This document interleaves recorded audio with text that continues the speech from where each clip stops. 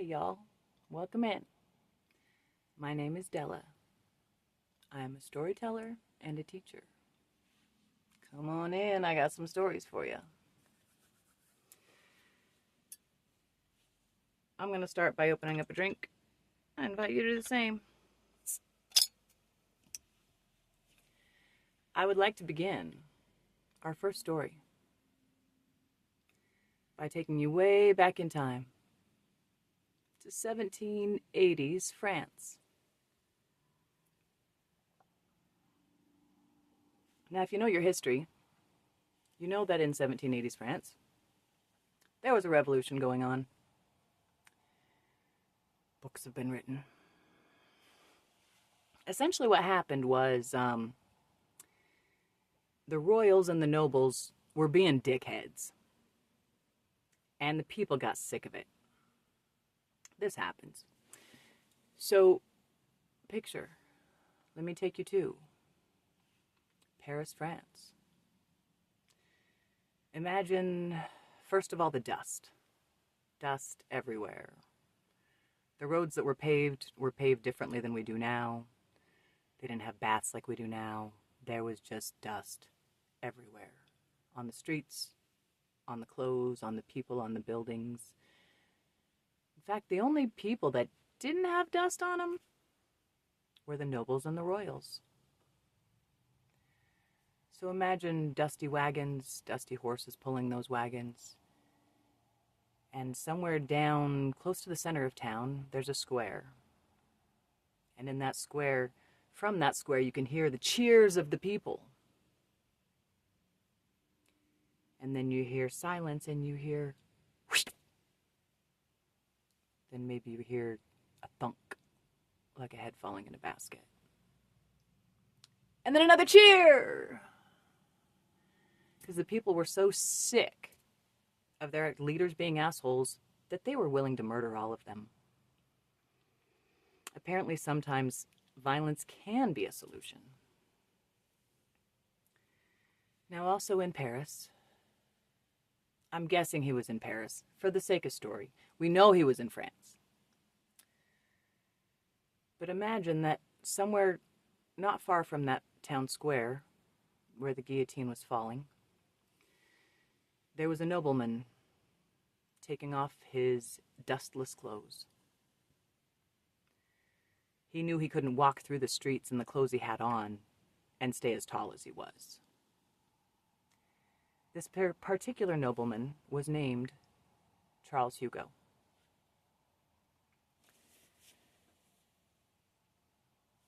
So in a back room, maybe a basement, his servant came to him and brought him clothes that were dusty. Specifically, peasant's clothing. And his servant assisted Charles Hugo to take his clothes off, because he'd always had help doing it ever since he was a kid. And then his servant helped him dress in the peasant's clothes, the dusty peasant's clothes. And when he did this, he actually had to teach him how to do up the fastenings, because Charles Hugo had never, ever had to do up his own buttons or tie his own laces. And he needed a minor lesson on how to wear the clothes he was being given without looking like they'd just been given to him.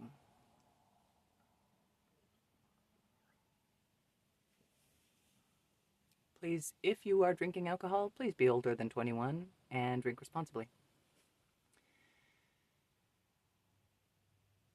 Once dressed in the peasant's clothing,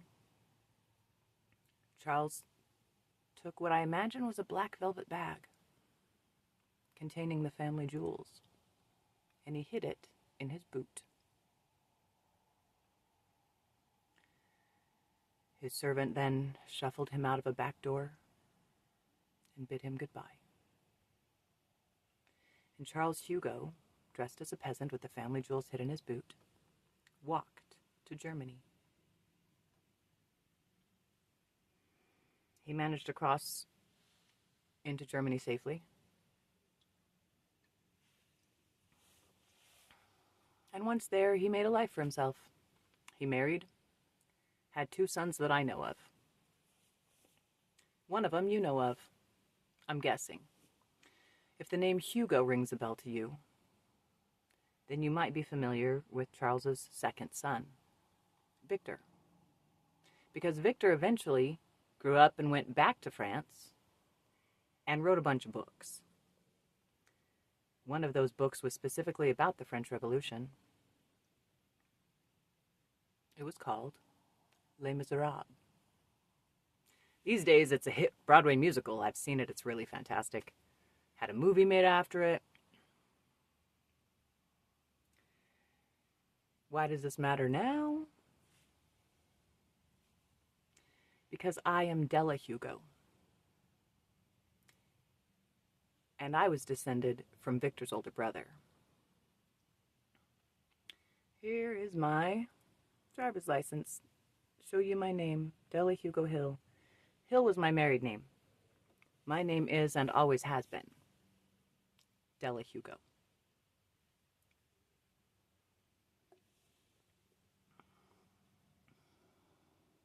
That was the story of the first escape I'm going to tell you about.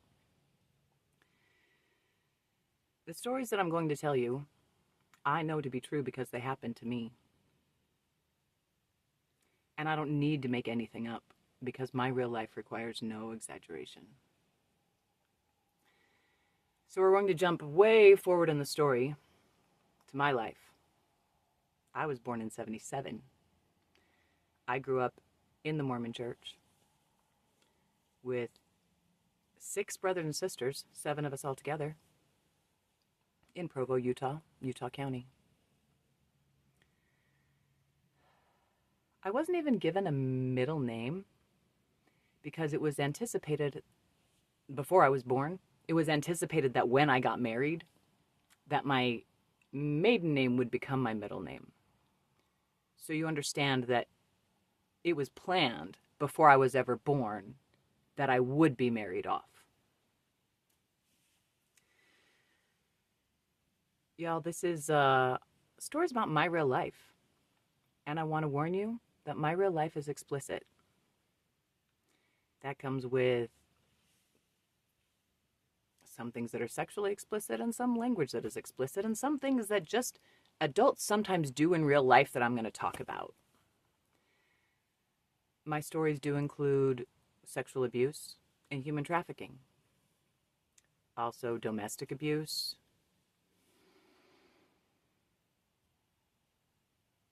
And more. So if those things are hard for you to hear, I invite you to find something else to watch. My dad took us to see Last of the Mohicans once. We weren't allowed to watch rated R movies as Mormons, but he took us to see Last of the Mohicans because he said it was historical violence and thus it was okay for us to see because it was real, it had actually happened. And if you want to go, I don't agree with everything my dad says, but if you want to go off that theory, stay listening because everything I'm going to tell you is real life. But I do understand if it's too hard. Trust me, it's been hard for me too.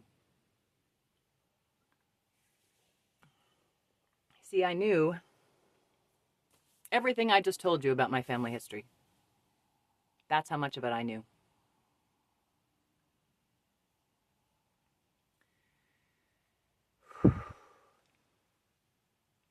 I was married at the age of 19 to a guy I like to call husband number 1. We were married for 23 years.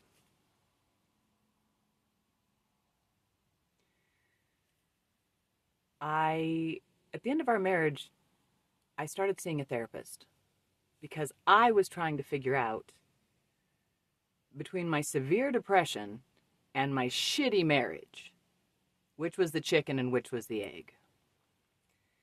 Because I'd always been happy despite my mediocre marriage. But he and I had gone on a trip to Hawaii, and when we came back, it seemed like the day I returned, my depression kicked in. And I'd never been depressed before, so I didn't even recognize it at first. I was just like, what's wrong with me? But also at the exact same time, my marriage, which had been mediocre, went to shit. And I spent the next year and a half trying to figure out if my marriage sucked because I was depressed, or if I was depressed because my marriage sucked. And that's what I said to my therapist that I was trying to figure out when I first went in and sat down and talked to him. I'd been seeing him for about 5 months when I decided to end my marriage, which was better than the alternative, because my marriage and my depression were so bad that I was actually, trigger warning, having suicidal ideation, because even that option seemed better than staying as miserable as I was. Quick pause. It got better for me. It really did. If you're someone who, like me, like I was, if you are debating if life is better than not life, may I please tell you life is better. Life is better, and it gets better. Sometimes you got to change things, and sometimes those things are hard. But life gets better. It did for me. My life got hard in other ways. But boy, whoo! Once he finally left, hang on, I'm not there yet.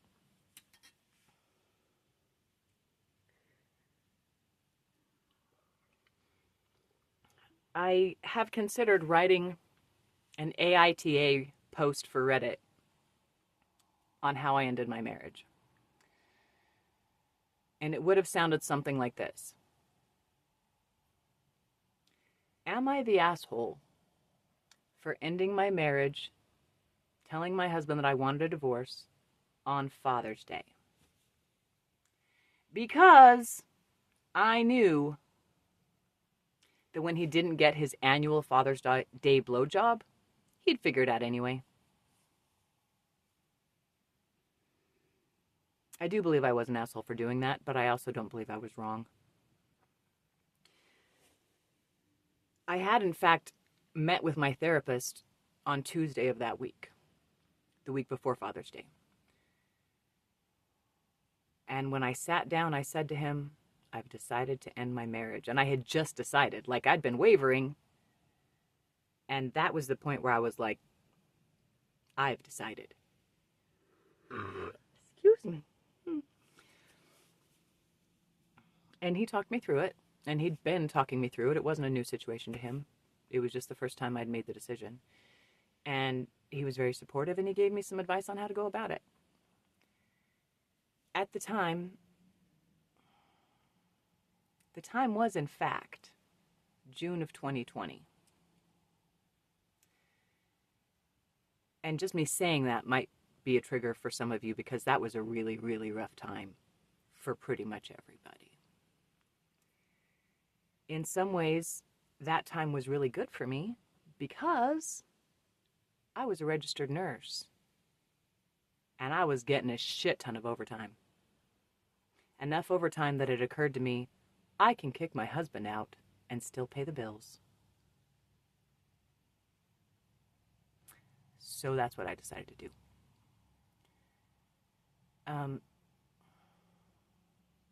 It had to happen. My marriage had gone from mediocre to shitty to, oh my God, I'm going to die if I don't get out of this. It was bad. So it was being the Tuesday before Father's Day that I met with my therapist, made the plan, and one thing my therapist encouraged was that I do have the conversation with him at the beginning of the day. He said it just works better. At nighttime, people are more likely to argue. Things blow up more at night. You want to do this early. And that's what I did. Funny thing was, that was Tuesday, and the next time that I had the opportunity to have a conversation with my husband was Sunday, which happened to be Father's Day. So I didn't plan it. I wasn't trying to be an asshole. But I did know that my husband would be expecting his traditional Father's Day blowjob the evening of Father's Day. And there was no way I was going to put that man's dick in my mouth ever again. And I knew if I didn't tell him that our marriage was over, when he didn't get that, he'd figure it out on his own. And it would lead to a blow up, and it would get ugly, and it would be bad. So I was the asshole for telling my husband I wanted a divorce on Father's Day. I did another thing that was really cool. Thanks to my therapist, I wrote an email to my husband. Then before I hit send, I held it, read it to him, word for word, but it was coming from me, so it didn't feel like I was reading it, right? It was just me talking. After I said all of that was in the email, I hit send and sent the email. And the reason why that was such a good idea was because that man loved to twist my words around and gaslight me and say that I said things I never said or that I didn't say things that I did say. So by emailing him word for word exactly what I had said, I could take that rug out from under him.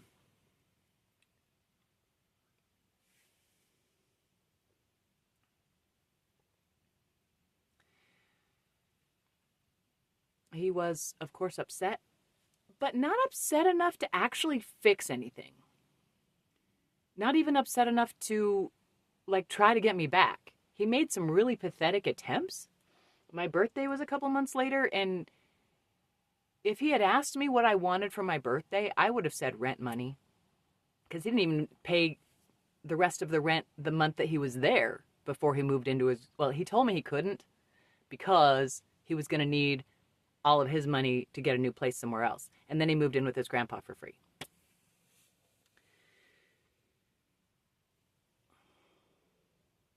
For my birthday, he tried to surprise me by having my motorcycle fixed. But it was never fixed.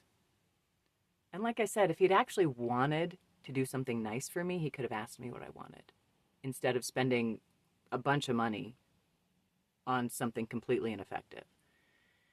He also gave me a necklace that said, "My wife." I never put that on. And as I learned more over time, I was really glad I never did. One thing that was really sad for me was that when I divorced him, all of my friends disappeared. And that was really disappointing because I thought that they were my friends. But I would rather know that they're not.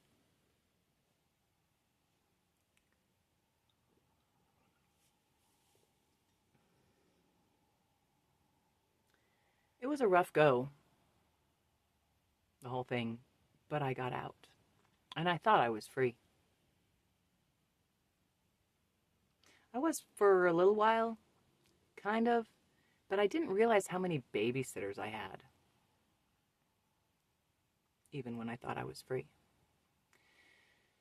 1 year later, I found myself at a pool party in Las Vegas. You see, I was living at the time in southern Utah, St. George, where I am now.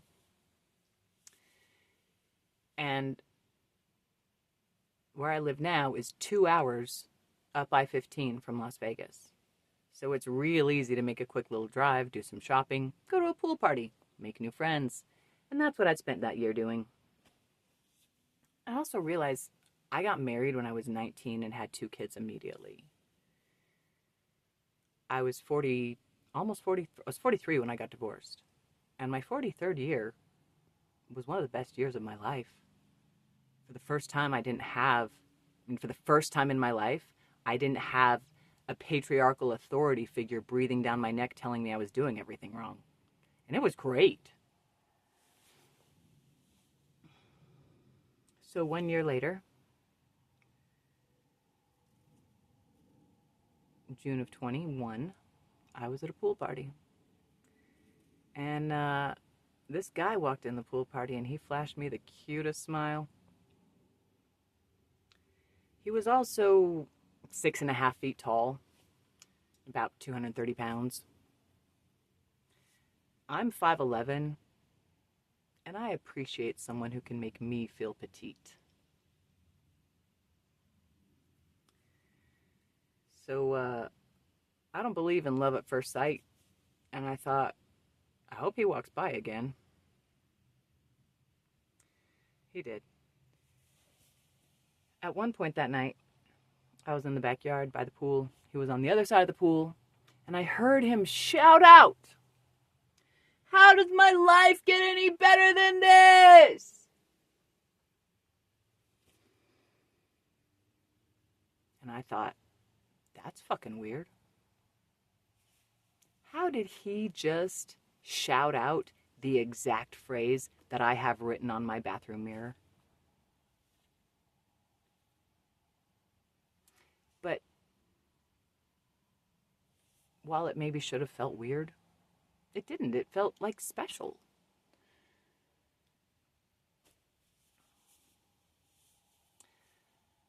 I met up with that guy at another party 3 weeks later. At another party the month after that. And by Labor Day, we were seeing each other. We were together for 2 years, from Labor Day to Labor Day, 21 to 23. And I want to tell you the story of the third escape. The first year we were together was amazing. Amazing. And y'all, I'm not just here to bitch about my exes, okay? This is important. I had begun to question if I was capable of experiencing romance, because I had never experienced it in my entire life. I had a lot of and there was people that I loved and cared about. My first husband, I loved him, but I was never in love with him. There was never romance there. I was in my mid-40s, and the most romance that I had ever experienced came from Jim and Pam on The Office. So when this guy showed up into my life, speaking the phrase on my bathroom mirror and offering me romance, I fell. I fell hard.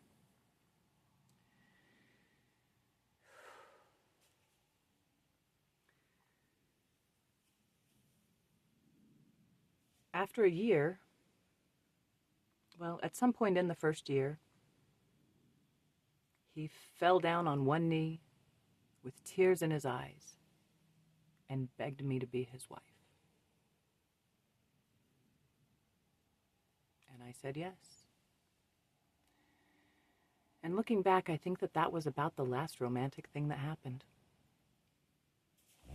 He invited me to move in with him in Las Vegas, and I did. By the way, my kids were all adults at this point.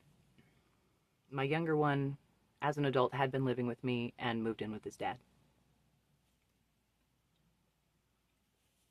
And I moved to Las Vegas to live with my husband. The first few months, they were fine. We went to Burning Man together. That was great. It was his 9th year at the Burn. My first. But then weird things started happening. On October 26th of 2021. No, 2022. Let me get the dates right. 1 year after, we'd been together for a full year at that point, and I was living with him in Las Vegas. And I was nearly kidnapped in the Costco parking lot. That's a longer story that I'll go into more detail on later. But I came home from Costco and I said, I think someone just tried to kidnap me in the Costco parking lot. He looked me straight in the eye and he said, that didn't happen. You imagined that. The fuck I did! And after that, I became incredibly confused. I recognize now I was blinded by love.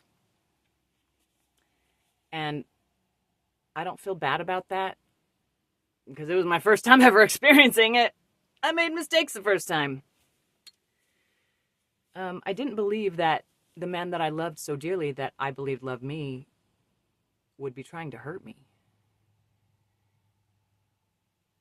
But by the following summertime, now summer of 2023, I was pretty sure of at least 3 times that someone tried to kidnap me. Once while I was on a walk. Once I was pretty sure someone had even come into my house and tried to poison me.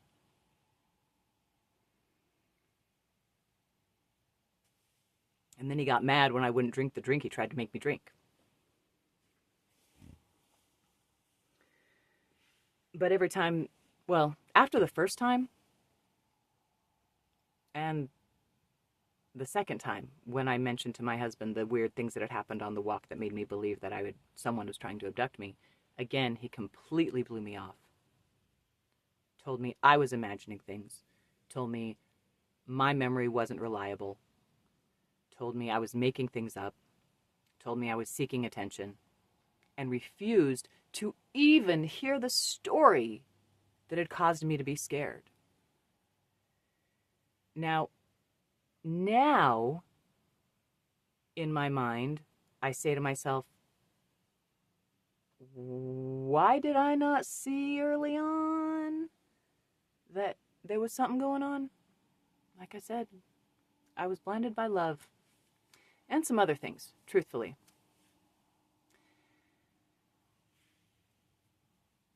By August of 23, I knew I had to get out of there. Like my first marriage, it had gone from, well, at least it started great. Then it went to shitty. Then it went to, oh my God, I have to get out of here or I'm going to die.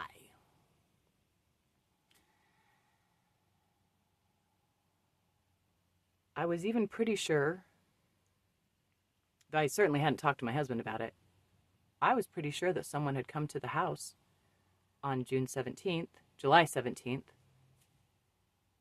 to try to kill me. And instead, my husband's favorite dog ran out into the road and was killed. So his dog died that night instead of me. And I didn't have anyone to talk to about these things because my own husband wouldn't discuss them with me. All of my friends were his friends. And it was just weird. He told me he was going to go to Burning Man without me in 23. Okay. And we got into a fight about a different thing.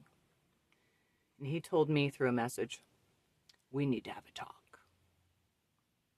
And I responded and said, that sounds fine, but we can save us some time. Are you willing to take any responsibility for any of your part of anything? And he responded by sending me 3 laughing emojis. And my response to him was, then I will leave. And he thought I was joking. He also told me, like he thought I was throwing a temper tantrum, right?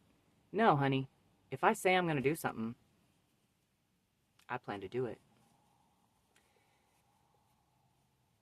He told me, you literally can't leave without my help. And I thought, you must not know about me. You must not know about me. Tell me I can't do something I want to do. Then sit back and watch me do it. But he literally did believe I couldn't leave. I was going through some stuff, which I actually thought was PTSD from being a COVID nurse. Turned out there was more to it than that. So I told him to go ahead and go to Burning Man, and I'd stay home and watch the other dog and the house, and that by the time he came back, I'd have a plan to leave. I'm pretty sure that another murder attempt happened while he was at Burning Man. And that would have just made him come home from Burning Man the devastated widower and the new owner of my Mercedes and my RV.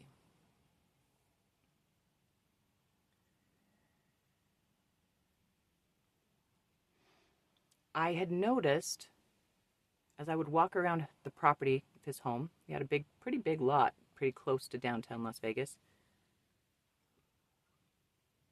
His dad had an electrical engineering company and he worked with them. He was a part owner of the company. And that company had been around for like 40 years. And any company, especially having to do with construction, that's been around in Las Vegas for 40 years, those people, it's worth evaluating their integrity. Because the only way you have a company like that in Las Vegas for 40 years is if you have absolute integrity or none at all.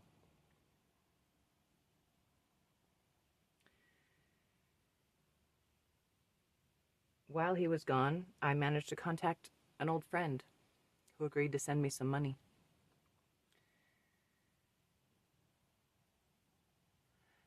And as I would walk around the property,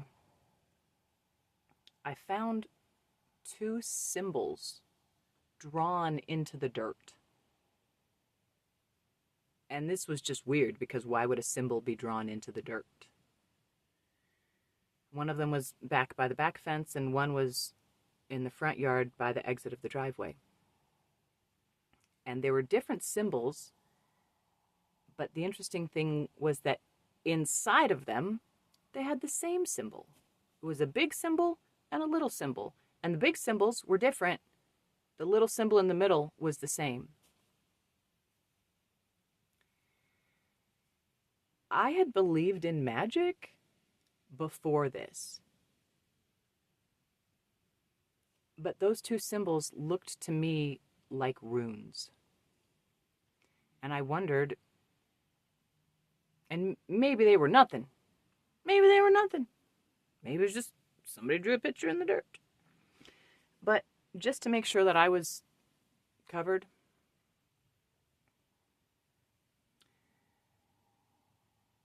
I scratched them out. And I made sure they were scratched out really well. And if those were magical runes locking me on the property, maybe that's why he said that I couldn't leave without his help. Or maybe they were nothing and maybe he just thought nothing of me and didn't think I was capable of anything. He came back from Burning Man and I think was surprised and disappointed to find me still alive. By the time he came back from Burning Man, we were... Like, he didn't even tell me hello when he got home. I didn't see him for like 2 days after he got home. Partly because I was living in my RV in the backyard by this time because my own husband didn't even want me in his house.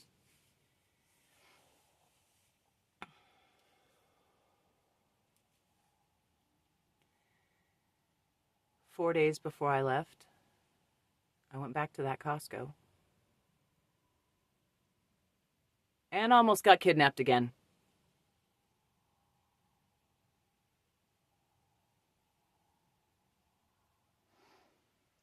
Those stories are good stories, but I'll tell them another time. They're good stories because I got away, right?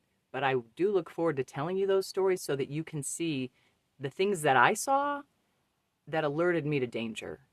Because if my stories can help someone else, that's what I'm here for.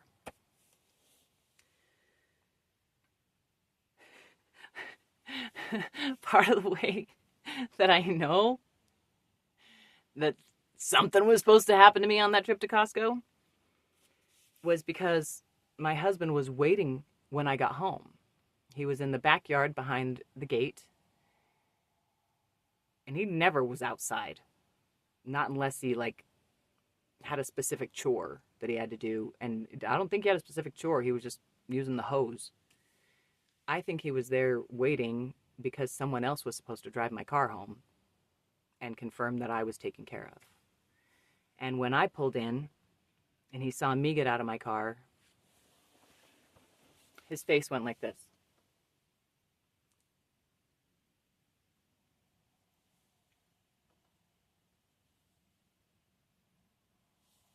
And then he turned away from me because at that point he could not eat. He'd done a really good job playing along up until then. And at that point, he couldn't even play along anymore. He was furious to see me come home again, still alive.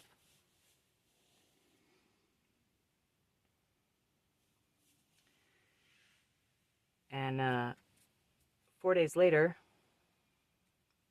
the money that my friend had promised to send me showed up,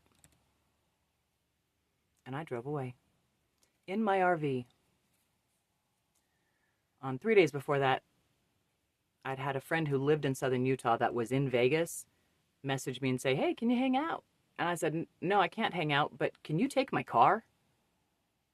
And those friends came and picked up my car and brought it back to southern Utah and kept it for me for 6 months. So when I drove away from my husband's house, I drove away in my RV. It's where I still am, by the way.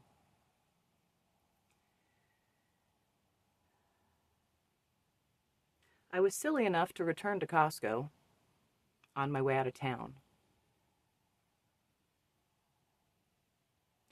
And there was a man there who was wearing a scout hat.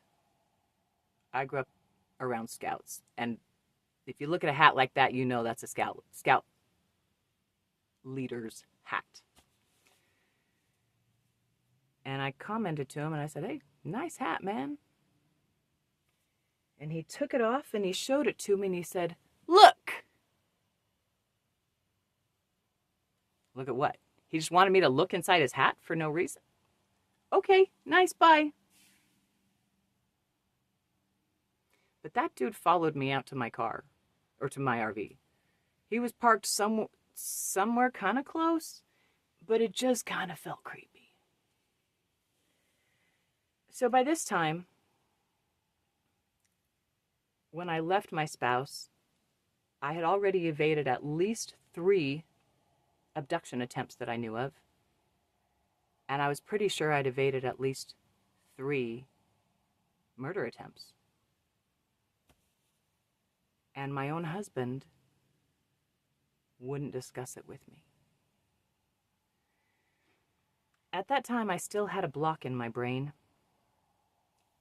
And I didn't want to believe that the man that I loved would hurt me. And it wasn't until 4 days after I left that block got broken.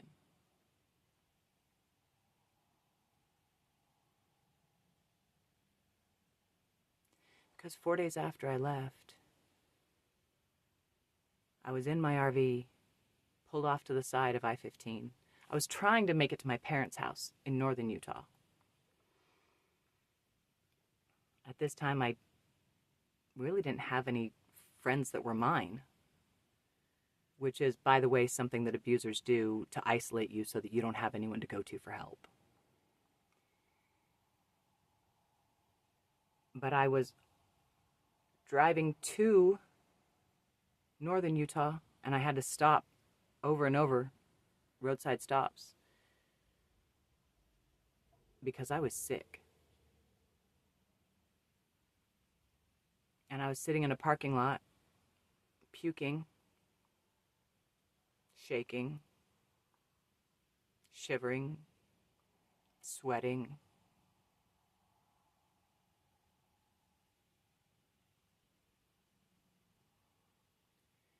And that's when I realized that I was detoxing from meth.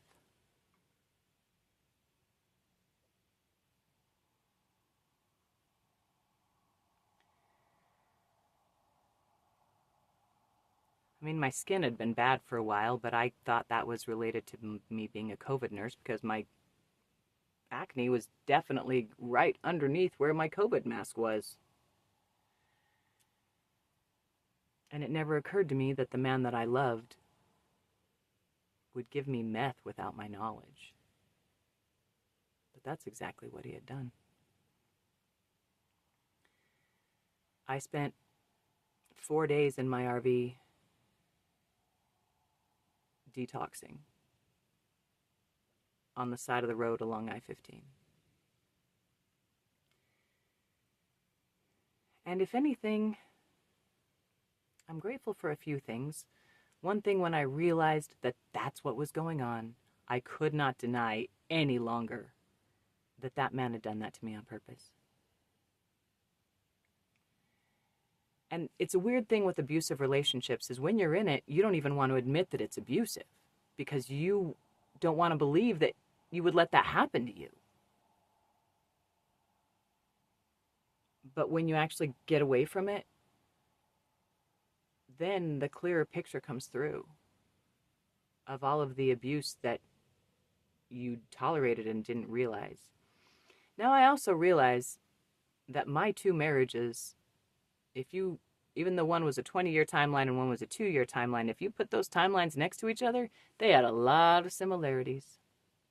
And what that taught me was that I didn't learn enough from my first marriage and I got into the same bullshit the second time. That's on me. You know what else was on me? Getting off meth. But I did it. Because within a moment after realizing that that man had gotten me addicted to meth, I understood that he did that to abuse me and control me. And I left him so he couldn't do that anymore. And I knew if I did meth one more time, I would be continuing to allow him to abuse me, even though I had driven away from him so he couldn't do it anymore. And in that moment, I knew I was done with meth. By the way, it's been 15 and a half months, and I'm clean. My skin, still healing. It was bad. So in the last 16 months, I've been living in my RV. I've been healing. And people have still been trying to kidnap and hurt me. It's been fascinating, y'all. Fascinating.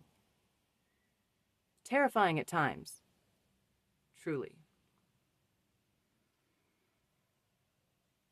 But it was at that point, you see, when the block in my head that said, no, he wouldn't do that to me, when that got broken, it was actually a domino.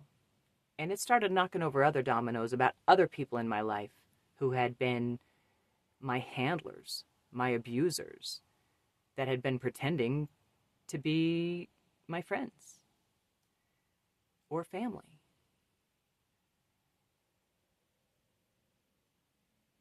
One thing I didn't understand was why? Why does someone want to kidnap me? Why is someone trying to kill me? And I didn't have anybody to talk to about it.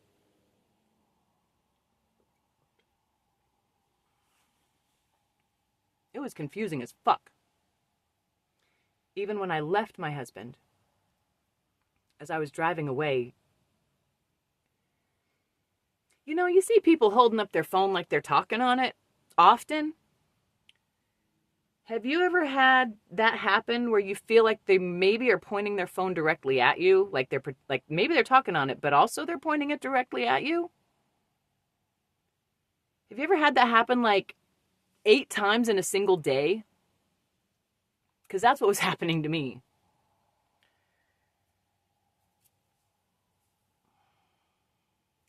It's difficult to describe what it's like being gang stalked if you haven't had it happen to you. But there comes a point, at first you're like, is that guy looking at me? Nah. Was that guy pointing his camera at me? Nah. Did that person mean something extra weird when they said that? Nah. And if you only have that happen once or twice, you can blow it off. But when it happens constantly, you can't ignore it anymore. And let me tell you something.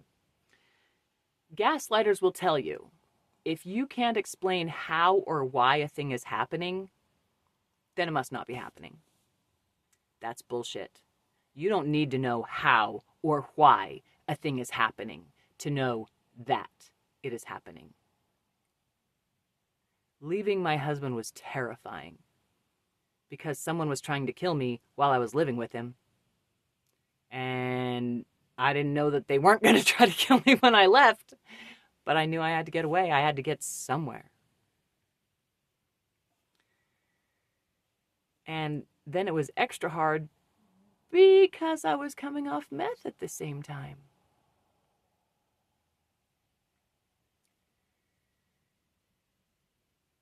Y'all, one of the most hard to believe parts of all of my story is that it could all be true and I'm still alive. But I'm here to tell you, it's all true. And I'm still alive. I'm going to pause the story there. 3 escapes. Charles Hugo, escaping from France with his head intact. And me, escaping 2 marriages with mine.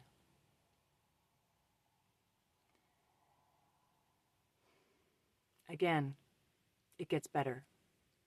No matter how bad of a situation you're in, it can get better. And I know because mine did. No matter how scary of a situation you're in, it can get better. I know because it has for me. So I'm here to tell you my stories, but I'm also here to give you hope. And I also want to help you release your shame, rebuke it. When I realized I was addicted to meth, I was terrified to tell people because of the shame and stigma attached to that. And then I also knew that that was one reason why I had to stay sober, why I had to stay clean. Because if I let him do that to me, that's one thing. But if I did it even one time to myself, I'd have myself to blame for that. And what I have is a whole lot of self-pride. That I managed to leave a terrifying situation, get away, then realize additional awful abuse, and heal from that too. I've been spending the last 16 months, 1, trying to figure out what the fuck was going on that made all that shit happen in the first place. And 2, heal. I've been healing. And I want to encourage you and motivate you to do the same. In the last 16 months, I have put together a whole lot of pieces that help me understand at least some of why people have been trying to kidnap me, people have been trying to kill me, people have been stalking me. And I don't have time right now to tell all those stories, but that's what I'm here for. So for today, remember, it gets better. It gets better. Come back next time, because trust me, it's going to get even better. I'm Della. Don't use it against me. And I want to tell you, don't believe everything I say just because I say it. And don't do anything that I do just because I do it. But if something that I say rings a bell of truth within you, or strikes a chord of curiosity within you, I encourage you to follow that. See you next time.